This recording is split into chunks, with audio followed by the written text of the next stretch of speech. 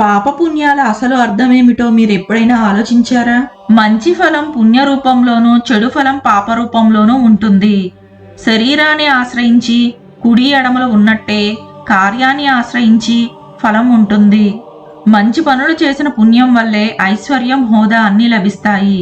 కొన్ని పనులకు ఫలం వెంటనే లభిస్తుంది, మరికొన్నింటికి ఫలం తర్వాత లభిస్తుంది. కర్మలకు అనుకూలంగానే ఫలితాలు పొందుతాయని శాస్త్రాలు ఘోషిస్తున్నాయి. మానవులు ధర్మ కర్మలు ఆచరించకపోతే జీవితం సుఖమయం కాదు. హిందూ ధర్మ విశ్వాసాల ప్రకారం ప్రతి చర్య మంచిదైనా చెడ్డదైనా జన్మ జన్మలకు ప్రతిధ్వనించే పరిణామాన్ని కలిగి ఉంటుంది. హిందువులు పాపపుణ్యాలను నమ్ముతారు. తెలిసి చేసినా తెలియక చేసినా పాపం శాపంగా మారి ఎన్ని జన్మలైనా వెంటాడుతుందని ఒక నమ్మకం. ఇతరులకు చేసిన మేలు పుణ్యమని, ఇతరులను పీడించడం వల్ల పాపం సంక్రమిస్తుందని శాస్త్రవచనం. దీనినే కర్మ అంటారు.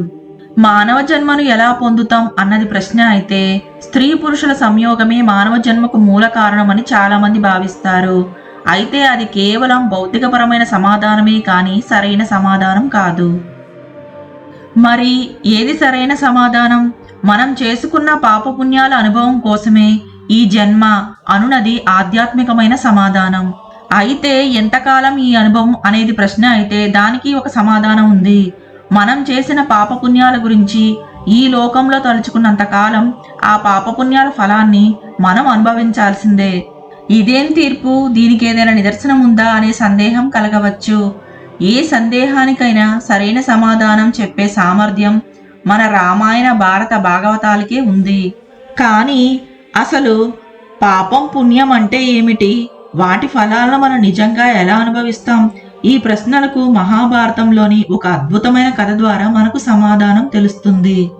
పూర్వం కృతయుగంలో ఇంద్రద్యుమ్నుడు అనే చక్రవర్తి ఈ భూమండలాన్ని పరిపాలిస్తున్నాడు. అతను కేవలం తన రాజ్యాన్ని పరిపాలించడమే కాదు, అపారమైన దాతృత్వానికి మరియు ధర్మానికి నిలువెత్తు నిదర్శనంలా నిలిచాడు. ప్రజారంజకంగా, ధర్మబద్ధంగా తన రాజ్యాన్ని పరిపాలించాడు. దశమహాదానాలే కాదు, షోడశ మహాదానాలను కూడా విరివిగా చేశాడు ఆ రాజు. శాస్త్ర నియమానుసారం దానయోగ్యమైనవి మాత్రమే దానంగా ఇవ్వాలి. వీటినే దశదానాలు అంటారు. దూడతో ఉన్న ఆవు, భూమి, నువ్వులు, బంగారం, నెయ్యి, వస్త్రాలు, ధాన్యం, బెల్లం, వెండి, ఉప్పు, ఈ 10ంటిని దశదానాలుగా శాస్త్రాల్లో నిర్ణయించింది. గోదానం, భూదానం, నువ్వులను దానం చేయటం, హిరణ్యదానం, రత్నదానం, విద్యాదానం, కన్యాదానం, అగ్రహార దానం, ఏనుగులను దానం చేయటం, గుర్రాలను దానం చేయటం, ఇవన్నీ 16 షోడశ దానాలుగా శాస్త్రంలో చెప్పబడ్డాయి. ఇలా ఎన్నో పుణ్య కార్యక్రమాలు చేసి అపారమైన పుణ్యాన్ని సంపాదించాడు ఇంద్రద్యుమ్నుడు. భూలోకంలో ఇంద్రద్యుమ్ని ఆయువు ముగిసినప్పుడు దేవదూతలు స్వయంగా వచ్చి అతనిని సరాసరి స్వర్గలోకానికి తీసుకువెళ్లారు.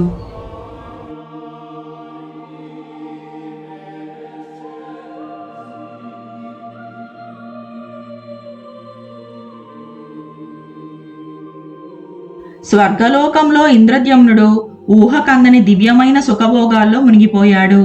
దివ్యానందంలో ఎంతకాలం గడిచిందో అతనికే తెలియలేదు. కానీ ఒకరోజు దేవేంద్రుడు ఇంద్రద్యుమ్నుని పిలిపించి, మహాత్మా, నీవు అనేక దాన ధర్మాలు చేసి ఎంతో పుణ్యాన్ని ఆర్జించావు కనుక నీవు ఇంత దీర్ఘకాలం స్వర్గంలో ఉండగలిగావు.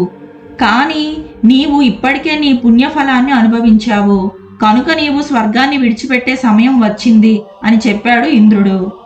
దేవేంద్రుడు మాటలు విని ఇంద్రద్యుమ్నుడు, ఇంత కొద్ది కాలంలోనే నా పుణ్యరాశులు ఎలా తరిగిపోయాయి అని ఆశ్చర్యపోయాడు.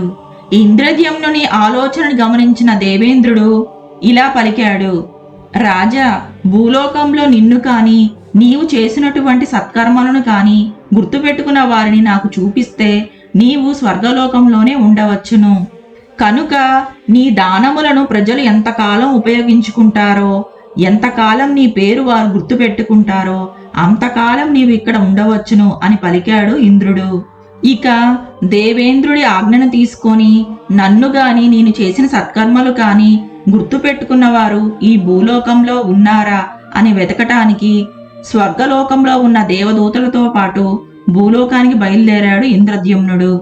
దేవదూతలు ఇంద్రద్యుమ్నుణ్ణి భూలోకానికి తీసుకువచ్చారు. కానీ ఇది అతనికి తెలిసిన ప్రపంచం కాదు. చాలా కాలం గడిచిపోయింది. ఆ ప్రదేశం చాలా కొత్తగా ఉంది. అతన్ని ఎవ్వరూ గుర్తుపట్టలేదు. ఇంద్రద్యుమ్నుడు రాజ్యం లేని రాజుగా, తన జ్ఞాపకాలకు సాక్ష్యం లేని వ్యక్తిగా మిగిలిపోయాడు.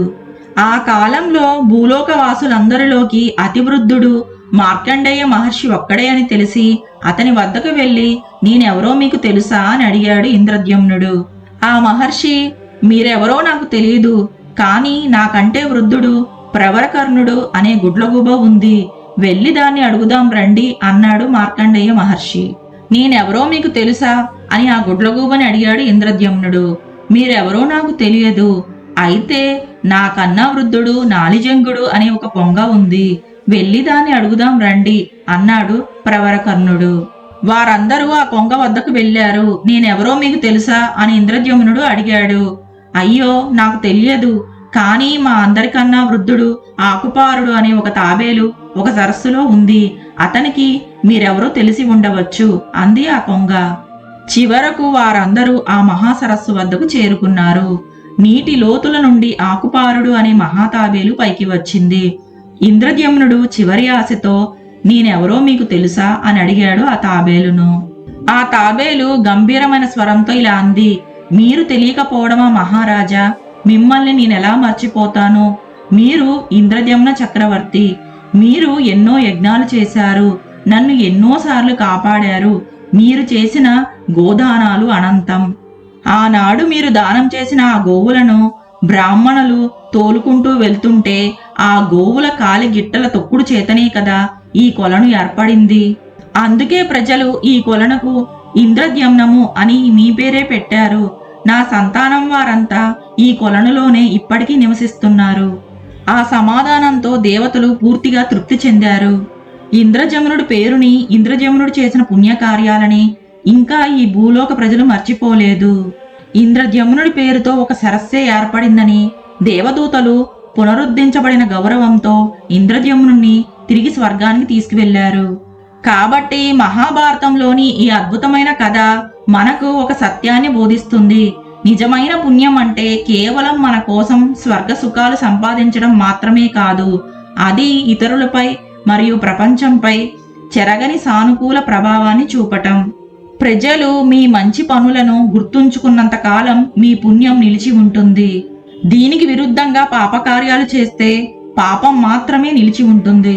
దీని ద్వారా మనం జన్మ జన్మలకు కర్మరూపంలో దుఃఖాన్ని పొందుతూనే ఉంటాం. భగవంతుడు ఇచ్చిన ఈ జీవితం ఉన్నంత కాలం నలుగురికి సహాయం చేయటము, ఇతరులను ఉద్ధరించడానికి మరియు మన ఉనికితో ఈ ప్రపంచాన్ని మరింత మెరుగుపరచడానికి మన జీవితాన్ని ఉపయోగించాలి. కనుక కలకాలం అందరూ చెప్పుకునే విధంగా మనిషి తనకు తోచిన విధంగా పరులకు, భావితరాలకు ఉపయోగపడేలా పుణ్యకార్యాలే చెయ్యాలి. అలా కాక పాపకార్యాలు చేస్తే ప్రజలు తలుచుకున్నంత కాలం నరక బాధలు తప్పవు. పాపం వలనే దుఃఖాలు వస్తాయి. భగవంతుడు ఇచ్చిన ఈ జీవితం ఉన్నంత వరకు నలుగురికి సహాయపడాలి. నిత్యం సత్కర్మలు చేసి భగవన్నామ స్మరణ వల్ల ఎన్నో పాపాలు నశించి తద్వారా మరణాంతరం పుణ్యలోకాలు పొందుతాం.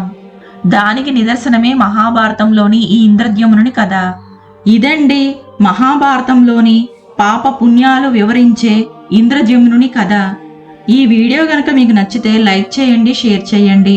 మరిన్ని ఆధ్యాత్మిక కథల కోసం మన ఛానల్ని సబ్స్క్రైబ్ చేసుకోండి. మరో ఆధ్యాత్మిక కథతో మళ్ళీ మీ ముందుంటాం. అంతవరకు సెలవు. నమస్కారం.